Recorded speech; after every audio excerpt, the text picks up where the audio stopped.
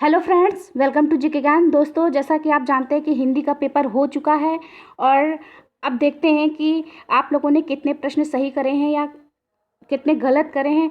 तो मुझसे जितना हो सकता है मैं आपको बताऊंगी कि कितने आपने सही करे हैं या गलत करे हैं। तो आज का जो पेपर था वो चतुर्थ सेमेस्टर 2021 का जो था, हिंदी का था। तो देखिए वो प्रश्न क्या क्या हैं। तो देखिए जो सबसे पहला प्रश्न है कि मैं सुमन हूँ कविता के रचयिता हैं। ठीक है, ये जो है देखिए प्रश्न क्या है कि मैं सुमन हूँ। ठीक है, तो इस कविता के रचयिता हैं कौन? आपके पास चार ऑप्शन थे। तो जो इसका जो राइट आंसर था वो था जो इसका राइट आंसर हो जाएगा वो ऑप्शन नंबर 3 हो जाएगा, द्वारिका प्रसाद महेश्वरी। ठीक है, जो ये देखिए ये तीसरा ऑप्शन आपका सही हो जाएगा, द्वारिका प्रसाद महेश्वरी। अगला प्रश्न देखिए क्या है कि दूसरा नंबर है, वर्तनी की दृष्टि से अशुद्ध शब्द क्या है? तो अहिल्या, पूजनी, प्रथम। तो बताइए इसमें अशुद्ध शब्द कौन सा हो जाएगा? तो इसका जो अशुद्ध शब्द है वो ऑप्शन नंबर 4 जो है ये कवयित्री, ये जो है ये गलत है। ठीक है, तो अगर आपने ये सही किए हैं तो आपको 2 नंबर पक्के हैं। अगला प्रश्न देखिए क्या है, वाक्य का गुण नहीं है। तो देखिए वाक्य का गुण क्या क्या नहीं है जो है आपका, जो है इसमें जो आपने अगर निपुणता लगाया है तो आपका राइट एकदम आंसर जो है वो एकदम राइट है, यानी निपुणता जो है उसका सही आंसर है। ठीक है, क्योंकि वाक्य के जो गुण होते हैं वो सार्थकता भी होती है और क्रमबद्धता भी होती है और योग्यता भी होती है, लेकिन निपुणता जो है वो किसी व्यक्ति के अंदर आती है, तो ये वाक्य का गुण नहीं है। ठीक है, अगला प्रश्न देखिए 4 नंबर पे क्या है कि मेरा नाम मोहन है का सही संस्कृत अनुवाद। तो इसका जो सही संस्कृत अनुवाद है वो जो इसका ऑप्शन नंबर 4 है। ठीक है, सॉरी 4 नहीं, इसका जो ऑप्शन नंबर 2 हो जाएगा। ठीक है, मम नामा मोहना अस्ति। ठीक है, तो ये जो 2 नंबर का ऑप्शन है ये आपका आंसर इसका सही हो जाएगा। ठीक है, अब देखिए 5वां नंबर पर क्या है कि किसी लिखावट के पीछे या बाद में लिखना कहलाता है। तो क्या कहलाता है? अनुलेख कहलाता है। ठीक है, तो 5वें का जो है ऑप्शन नंबर जो 3 सही हो जाएगा। ठीक है, क्योंकि 3 जो है अनुलेख उसी पे लिखा हुआ 3 नंबर पे, तो जो इसका 5वें का जो ऑप्शन 3 हो जाएगा अनुलेख। ठीक है, तो अब आइए देखते हैं आगे के प्रश्न क्या क्या हैं। अतिलघुत्री। ठीक है, अतिलघुत्री में देखिए क्या है, 6 नंबर पर क्या है, वर्तनी अशुद्धि के प्रमुख कारण क्या क्या हैं? तो वर्तनी अशुद्धि के जो प्रमुख कारण हैं वो क्या क्या हो जाएंगे? उच्चारण दोष अथवा शब्द रचना और संधि की जानकारी की कमी के कारण सामान्यतः जो है वर्तनी अशुद्ध हो जाती है। ठीक है, अगर आपने ये आंसर लिखा है तो आपका आंसर बिल्कुल सही हो जाएगा। अगला प्रश्न देखिए 7 नंबर पर क्या है कि रचना के आधार पर वाक्यों के भेद के नाम लिखिए। तो इसका जो आंसर है, रचना के आधार पर वाक्य के भेद जो है वो 3 होते हैं। कौन कौन से होते हैं? तो सरल वाक्य हो गया, संयुक्त वाक्य हो गया और एक मिश्रित वाक्य हो गया। ठीक है, अगर आपने ये भी लिखा है तो आपका आंसर जो है मतलब आपको जो है पूरे पूरे नंबर मिल जाएंगे। 7-8 नंबर पर देखिए क्या है कि प्राथमिक स्तर पर मातृभाषा शिक्षण का उद्देश्य लिखिए। ठीक है, तो प्राथमिक स्तर पर जो है मातृभाषा शिक्षण का जो उद्देश्य वो क्या है कि प्राथमिक स्तर पर मातृभाषा शिक्षण का प्रमुख उद्देश्य है कि बच्चे किसी बात को सुनकर, ठीक है, यानी बच्चा जो है किसी बात को सुनकर समझ पाए और औपचारिक तथा अनौपचारिक यानी दोनों ही तरह से अपनी बात को रख पाए। तो यही जो है उद्देश्य है प्राथमिक स्तर पर मातृभाषा शिक्षण का। अगला प्रश्न क्या है 9 नंबर की, पतंत शब्द का संस्कृत भाषा में वाक्य प्रयोग लिखो। पतंत शब्द, ठीक है, 9 नंबर पर क्या है, पतंत शब्द का संस्कृत भाषा में वाक्य प्रयोग लिखो।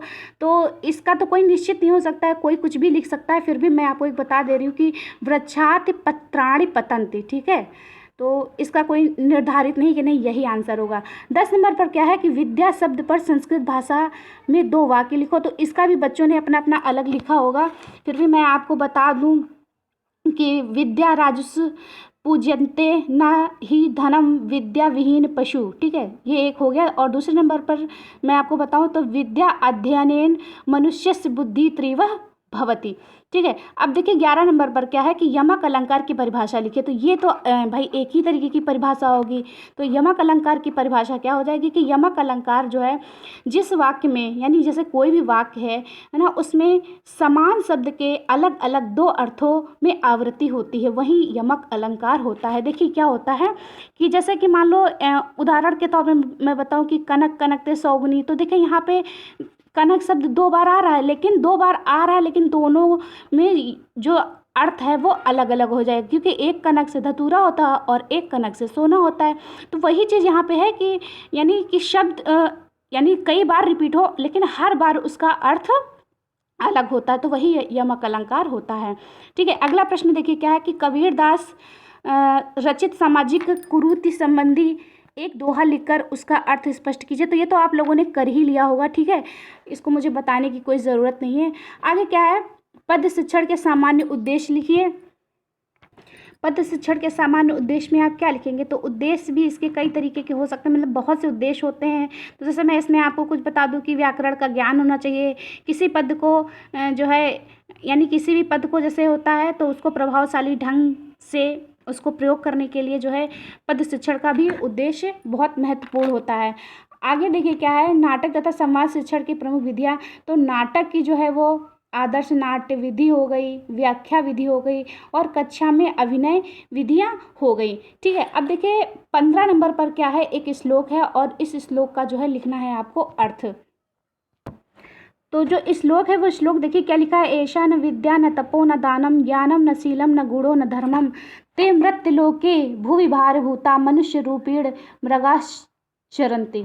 ठीक है, तो देखिए इसका अर्थ क्या है कि जिन लोगों के पास ना तो विद्या है, ना तप है, ना ना दान है, ना शील है, ना गुण है, ना धर्म है, वे लोग इस पृथ्वी पर भार हैं और मनुष्य के रूप में जानवर यानी कि जैसे कि इसमें बताया गया है मृग यानी हिरण, मृग में क्या होता है हिरण, यानी हिरण जानवर की तरह घूमते हैं। ठीक है, तो अगर आपने ऐसा लिखा है तो आपको यहाँ पे पूरे पूरे नंबर मिलेंगे। एक बार मैं फिर से रिपीट कर दूँ कि जिन लोगों के पास ना तो विद्या है, ना तप है, ना दान है, ना ही ज्ञान है और ना ही धर्म है, ना गुण है, ऐसे लोग जो हैं वो पृथ्वी पर भार हैं और मनुष्य के रूप में जानवर की तरह घूमते हैं। तो अगर आपने बिल्कुल ऐसा लिखा तो आपके पूरे मतलब पूरे पूरे नंबर मिलेंगे, कोई रोक ही नहीं सकता है।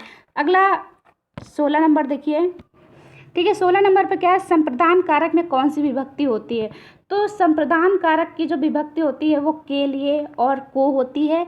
और जो इसका एक उदाहरण है, तो उदाहरण जैसे के लिए कि अगर लेकर मैं बताऊं तो कह दूं कि मैं राम के लिए एक पेन लाया। ठीक है, मैं राम के लिए एक पेन लाया। तो इस तरीके से ये भी आपका 16 नंबर भी आंसर हो जाएगा। अब देखिए ये क्या है, 17 नंबर पर क्या है, संधि विच्छेद करना है। तो संधि विच्छेद का जो नदीशः है तो इसका क्या हो जाएगा, नदी धन ईशः। ठीक है, और इत्यादि का जो लिखा हुआ है तो इसका हो जाएगा इति धन आदि। ठीक है, और उज्ज्वल का जो है, उज्ज्वल का हो जाएगा उत धन ज्वला।